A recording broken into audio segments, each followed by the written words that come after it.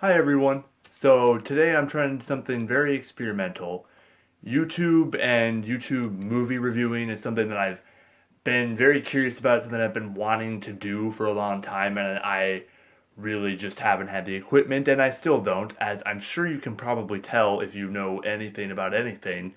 I'm doing this on my phone right now, and so it's not the best quality. I hope that maybe one day I will be in possession of more money and actually have a good microphone and a good camera, but I'm trying it out this way. So, anyway, I wanted to talk movies, um, and I thought the best starting point for me would be something very geeky, something that is very big in pop culture right now and that I'm very passionate about, that I could give my 2 cents on. And so, what I'm going to do today is I'm going to talk about the coveted Marvel Cinematic Universe, the MCU, if you will. Uh, and I thought, what better way to talk about that than to rank the now 14 movies in this franchise? And you guys let me know in the comments what you think about it, and maybe I'll do another video like this and keep seeing what comes of it. So, uh, I suppose let's get right into this. There are 14 movies in the Marvel Cinematic Universe now, and at the very bottom of my list, I had to. It was very hard for me to pick between these bottom two which one should be ranked in which order, because I think they are poor for two different reasons, and you could really put them in either order. Let me start by saying I actually really enjoy all of these movies. I think every single one of them is pretty entertaining, even the lower ones that I can poke holes in all day long. They're fun movies. I don't think that Marvel has yet to make a really terrible movie. They have made some ones that weren't great, but none that were absolutely terrible. Anyway, so it was a matter of choosing the one that holds up the least as a movie on its own to be on the bottom, or the one that entertained me the least. And I ended up having to choose the one that entertained me the least, and that is Thor the Dark World. Now, once again, this has fun parts, there's a lot of action. It's an okay movie, and I still had fun with it, or at least I recall having fun with it. I don't quite remember everything that happens in this movie, and that's sort of speaks to why it is on the bottom. It's very forgettable. It was really just Thor doing more Thor stuff. There wasn't much new that it brought to the table. It had more of Thor in it than the first movie, and I think a lot of people liked it because of that, but that wasn't really for me. The story wasn't really there very much. There weren't a lot of likable characters. Natalie Portman, between this and the Star Wars prequels, like, I know she can act. Why does she keep phoning it in? And it's just at the bottom of my list for that reason. Now, the next one, which I'm sure you all would have guessed, is Iron Man 2. Iron Man 2 has a lot more problems in its storytelling than Thor the Dark World does, but I put this one a little bit higher because I have more fun with it. There are a lot of entertaining sequences in it. For the most part, Robert Downey Jr. as Iron Man still kills it in this. There's definitely some places where his character falters in this movie, and that's a big part of what's wrong with it. But this, of course, is the ultimate example of too many cooks in the kitchen. They wanted it to be very much an Avengers setup movie, but then they wanted to do the Whiplash villain thing, and they also wanted to do the Demon in the Bottle storyline, which was really dark for them to go right out of the gate when they were trying to build the not quite so dark and gritty universe. And it was very all over the place. Once again, I think overall great performance from Robert Downey Jr. I enjoyed it overall, but that's why it's at number 13. Uh, these next ones were hard for me too. Well, I suppose this next one right here was not actually that hard. Number 12 for me is Iron Man 3. This one is very controversial and divisive among fans, or at least was when it first came out. I feel like everybody's kind of decided it's not that great now, but uh, there were things that I liked about it. once again, great performance from Robert Downey Jr. and all that. And um, there wasn't enough Iron Man in it is a big complaint. I didn't mind that so much because it focused a lot on Tony Stark's character, and I enjoyed that about it. And it really brought him on like a ride throughout the movie. You saw his arc, and it like brought him somewhere new, which the second movie didn't do very much. But the biggest issue for me is that there's no continuity after that. In Age of Ultron, you like why didn't he? Why is his arc reactor still there? It shouldn't have been there. He took it out. It like just kind of exists outside of the MCU almost, but it doesn't, and it's very confusing in that way. And then of course I don't even need to begin to talk about the way that they screwed over the Mandarin and made this really weird villain who had fire powers, I guess, but they didn't explain how that really worked at all. It was just you had to just be along for the ride on that one, and that's why it's pretty low down on my list, but it was still a fun ride if you were along for it, and I still can't say I don't recommend this movie.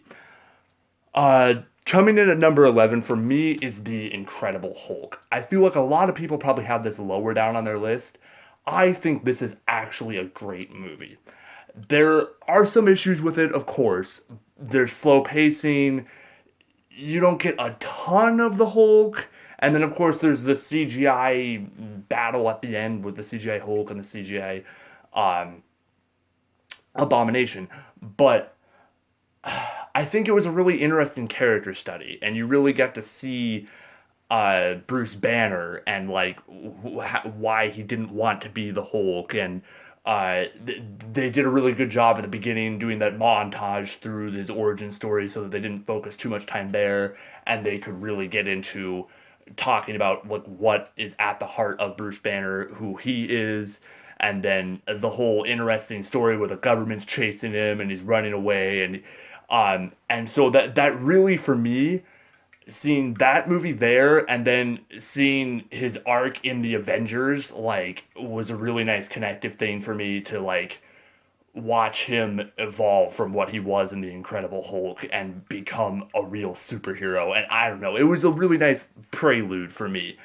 But that is why it's probably at number 11 for me, is that it is kind of just a setup for another movie to me. It doesn't so much like stand alone as a movie greatly.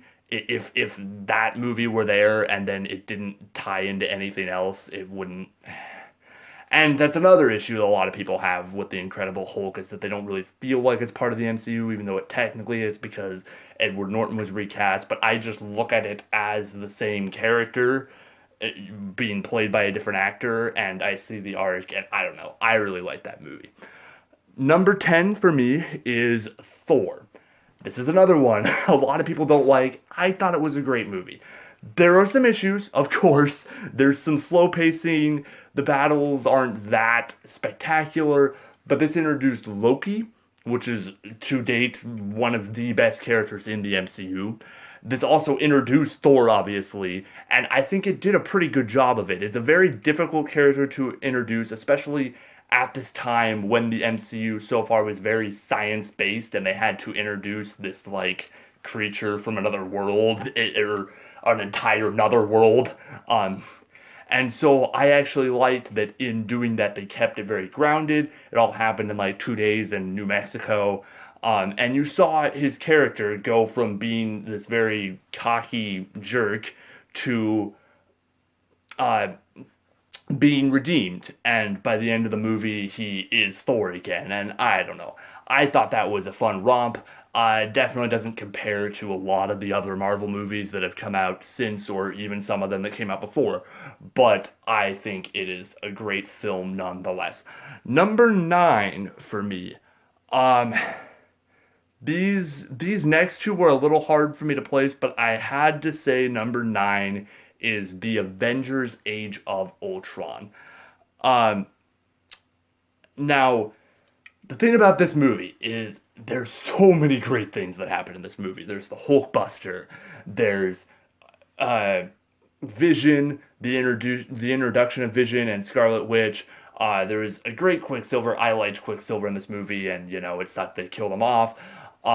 There was, oh boy, there was a bunch of setup for another movie, and I know that sounds really bland, but it was really fun to watch this movie. But the issue was is there were all these great things that were just thrown in a melting pot, and it didn't quite connect for me as a cohesive story. It was just, okay, here's Hulk, gets out of control. Scarlet Witch made him mad. All right, Iron Man beats him up. That's really cool. Okay, now we're over here. Ultron got made. Oh no, we need to fix that. Scarlet Witch, Quicksilver over here. We're doing that. Oh wait, now Thor and Iron Man created Vision. What's Vision? I don't know. He's doing some really cool things. Oh, he lifted Thor's hammer, and it's just like, it's this, it's this mismatch of things, and it's the very. I'm taking this line from another reviewer here, but I think it's very true. It's the first time that we saw Marvel begin to crack under the weight of its own lore. It just tried to do too many things at once. And I think since then, the MCU has actually really shied away from trying to like put too many cooks in the kitchen at once. They tell a story with each movie they make, even in the case of Civil War, where they cram a lot of characters in there. There's only a couple storylines going on, really. And everything else is sort of on the back burner, and so it works.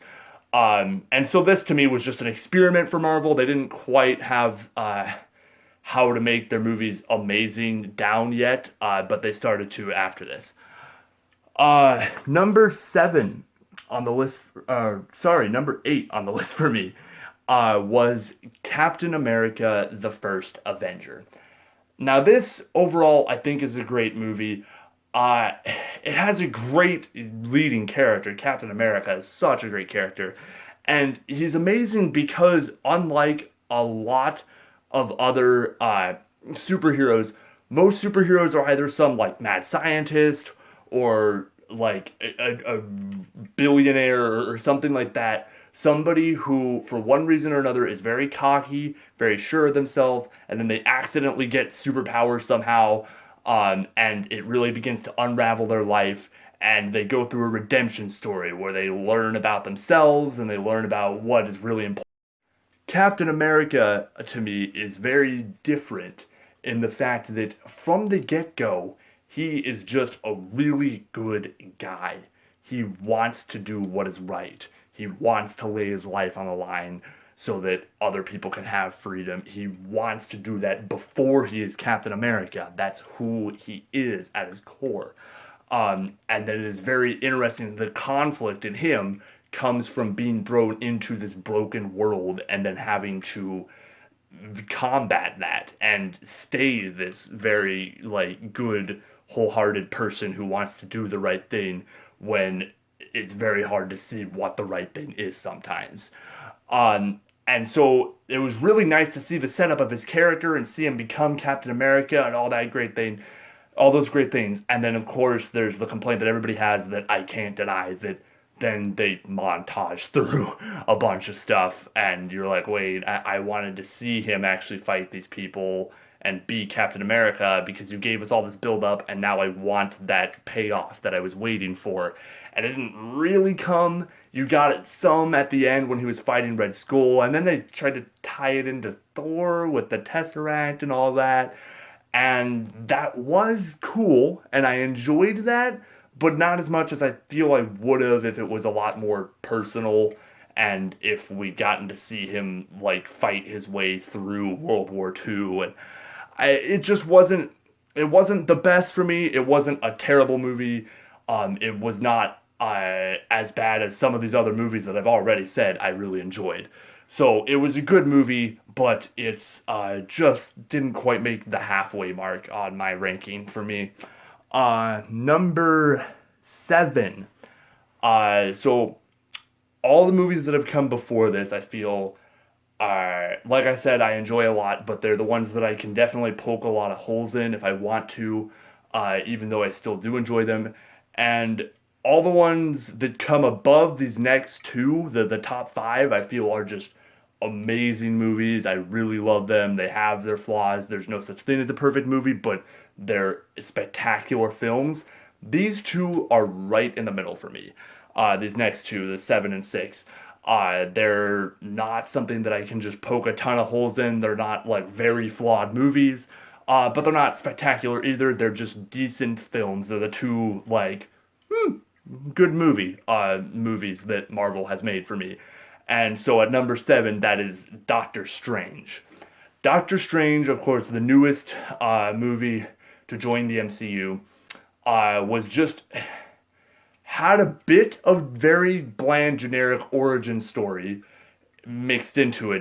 There was a lot of formulaic things that happened in that movie, but it was complemented by a lot of new concepts and very innovative ways of filming the movie in the whole alternate dimensions that you're looking at and everything spinning around and the acid trip essentially that he goes on in the one scene and the introduction of just straight up magic into the MCU and those battles, and those were all very interesting things. But at the same time, you had Stephen Strange, who felt a lot. I mean, his character development just does read a lot like. But regardless, with the material they had, I felt like they did a very good job with him, and I enjoyed the film nonetheless. I put it right in the middle here, at number 7 out of 14. So there's that. Number 6, this is again the other meh movie, but I had to put it a little above Doctor Strange because I do think it was a better film, and that is Ant-Man. Because it's once again, it has a little bit of generic formulaic origin story to it, but I felt like it brought something new to the table as well, and it did it in a very innovative way. It was very refreshing, especially fresh off of Age of Ultron, to see a movie that took it to a much smaller scale and was just this heist movie about just a guy who wanted to take care of his daughter and was in and out of jail for years and years, and now comes across this new technology, and it's all very small scale, both in the storytelling and in the fact that his power is that he shrinks. And there was some great comedic timing in this movie. The whole sequence where he's fighting the Yellow Jacket on the train and all that. It did suffer a bit, like I have said already, from the whole formulaic thing. It also, I felt, was there were parts of it that just felt a little rushed to me, like they didn't quite take their time with all the writing. I felt like it could have been a little bit better of a film than it was, but it came out pretty well, and I enjoyed it a lot. It is number 6 after all. That's not for nothing out of 14. So now we're getting into the greats, and this for me, I'm almost afraid to rank these. Let me just restate, of course, this is my opinion. You're all allowed to have your own opinions. And with these top 5 movies, like I honestly, you could rank them all in any order, and I could totally see where you're coming from. It was very hard for me to decide what order to rank them in, but I made my decision nonetheless, and without further ado, my number 5 out of the 14 Marvel movies in the MCU so far is Iron Man. This is what started it all. It built the foundation of the MCU on which all these other movies stand, and it did it so well. It did such great world building. It gave us this amazing redemption Phoenix metaphor story out of Robert Downey Jr. That paralleled him as a person coming from out of rehab after all his issues that he had into this new role, and then also playing a jerk billionaire who is brought to his knees and then learns what the important things really are in life and becomes the Iron Man. This had great characters, great story, great arcs, great action. everything you would want in a superhero movie and then some. And then, of course, the infamous tease at the end with Sam Jackson's first appearance as Nick Fury. Spectacular film all around. It's a great for the MCU. So yeah, there's that. Barreling right on to number four.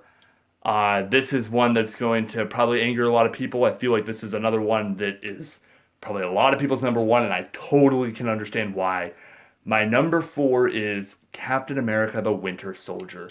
This is not just a great superhero movie, but a great piece of film in general, a great political thriller, if you will. And it did a very good job. The problems with Iron Man 3 and Thor the Dark World after coming off of the Avengers were that they were dealing with very like world-ending issues and not calling on any other friends that they had just made in the Avengers to help them, and that made no sense. In Captain America the Winter Soldier, you had Black Widow there, he made friends with the Falcon, and it was also dealing with a very internal thing in S.H.I.E.L.D., and it like made sense that it would just be the three of them tackling this issue and that they wouldn't call in all the Avengers on it. And then of course it also totally changed the course of the MCU going forward. There is no more S.H.I.E.L.D. S.H.I.E.L.D. is what held the MCU together before this, and it was very concerning to see S.H.I.E.L.D. fall in this movie as much as it was masterfully done. I think a lot of people, myself included, were very concerned on how the MCU would go forward like that, and if that be the glue that held it together and it would start to fall apart. But it really hasn't. It stayed together very strong after that, and it's really driven a lot of the characters, especially Captain America, afterwards, especially in another movie that I'm about to get to. But yeah, just all around a great characters, great story, edge of your seat action and twists and betrayal. Amazing piece of film. So my number three, another one that took the MCU in a totally different direction. This movie, I remember in 2012 when it was first announced that they were talking about doing this movie. I sat in my bed watching YouTube and the Comic-Con panel where they were announcing this and just being like, you guys are idiots. This is going to be so stupid. How do you think this is going to work? And we were all proven so wrong. I'm, of course, talking about 2014's Guardians of the Galaxy. They pitched me a talking raccoon and a talking tree, having space adventures with a green girl and a big muscly dude and then a white guy. Sorry. And I was like, how do you, that doesn't make any sense. You're scraping the bottom of the barrel. I don't know what you're doing. And then I saw the first trailer and was like, I'm so on board for this movie. And it was spectacular with the soundtrack that embodied it. Of course, everybody wants that soundtrack now.